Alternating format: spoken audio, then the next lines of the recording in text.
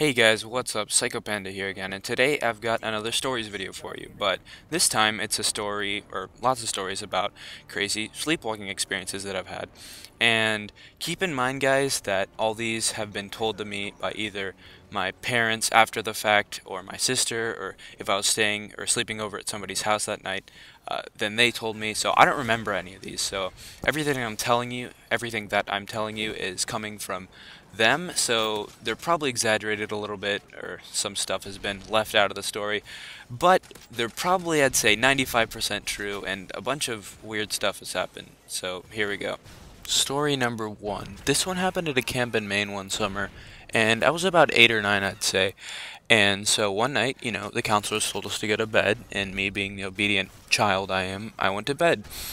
And then the next thing that I know, I'm standing in the middle of the forest, and it's pitch black outside. And so what do? The first thing I do is scream, of course, because I'm a kid and I'm terrified. And so finally, after it was probably like 15 minutes, I was out in this forest, and it was freaking scary because everybody knows that at night the monsters are in the forest, and so there are monsters everywhere. And finally, after 15 minutes, a counselor comes up. I don't remember what his name was, and he brings me back to the general camp area. And I was actually only, I don't know, probably a 2-minute walk from there, but it was really dark, so I probably would have gotten even extra lost if I hadn't found him. But it was really scary, and so I guess what I had done is somehow, in the middle of the night, I had gotten out of my bed, gone outside, and just walked into the forest without knowing it at all. And I don't know, when you're sleepwalking, how you can avoid objects and stuff. I'm surprised I didn't hit any trees or whatever. I guess that you have your eyes open, but you're not conscious. So, luckily, I avoided hitting trees and stuff, but I made it into the middle of the forest, and it was pretty freaking scary. Story number two. Now, in fourth grade, there was this girl named Tanya, who I really liked.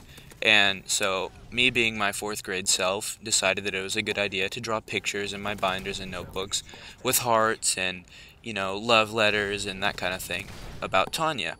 And I never showed anybody it, and I didn't want anybody to see it because it would have been really embarrassing. Because in fourth grade, little girls still have cooties, and if any of my friends had seen me with these pictures, they would have never let me live it down.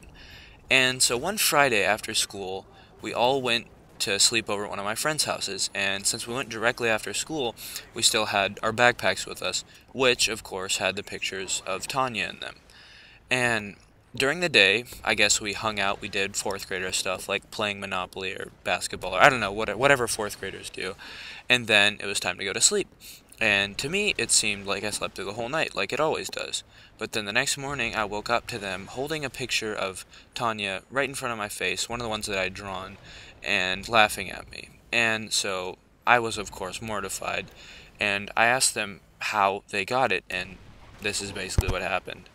I somehow had woken up, I woke up during, I guess it was 11 or 12, and I had woken all of them up, and I said, guys, I have to show you something. I don't really know what I said, but basically, I got out one of the pictures and showed it to them.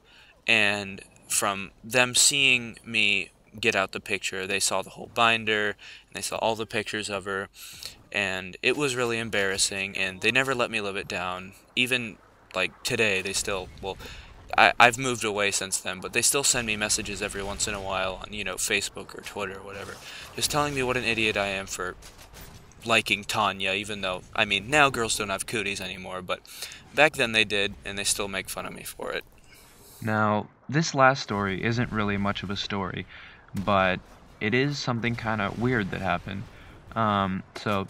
Like always, I went to bed, and the next morning I woke up, and there was a banana in my bed. Like, a legit yellow food banana, not like a stuffed animal or anything, a legit banana. And I still don't know how it got there.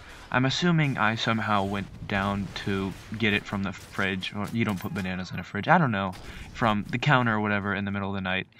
And and I just brought it up to my bed. I don't think anything else happened that night except for that. I guess I must have been dreaming about bananas or something. But that's all that happened. I never actually told anybody about this, so you guys are the first people to know. Congratulations. But yeah, so that's what happened. Guys, if you enjoyed this video, please don't forget to subscribe if you haven't already.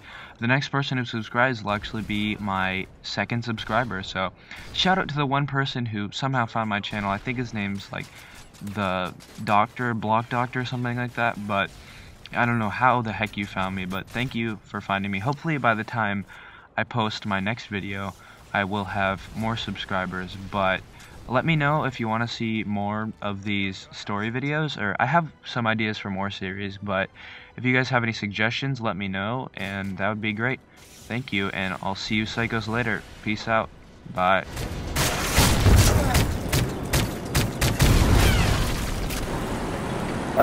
Uh-huh.